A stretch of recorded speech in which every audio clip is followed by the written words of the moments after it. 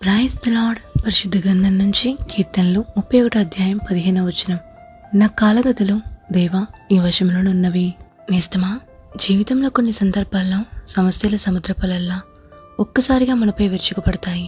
అవి మనల్ని ముంచేస్తాయేమో అనిపిస్తుంది. కానీ అదే సమయంలో మనం ఎదురు చూసిన సమాధానం రాకపోవచ్చు.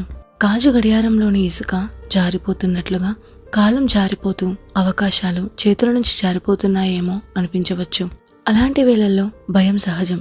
కానీ విశ్వాసి భయంతో జీవించడం. ఎందుకంటే అతని నమ్మకం పరిస్థితుల మీద కాదు, కాలం మీద కాదు, దేవుని మీద.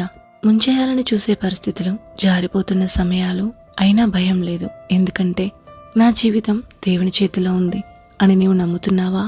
నా జీవితం దేవుని చేతిలో ఉంది అంటే నా భవిష్యత్తు యాదృచ్ఛికం కాదని అర్థం. నా రేపటిని పరిస్థితులు నిర్ణయించవు. కాలం ఆలస్యమైందని అనిపించవచ్చు, కానీ దేవుడు ఎన్నడూ ఆలస్యం చేయడు.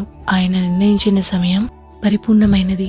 ఆయన అనుమతి లేకుండా నా జీవితంలో ఏదీ జరగదు. అందుకే తుఫానులు ఎదురైనా, సమయం జారిపోతున్నట్లుగా అనిపించినా నా హృదయం స్థిరంగా ఉంటుంది. ఎందుకంటే నా జీవితం దేవుని చేతిలో ఉంది.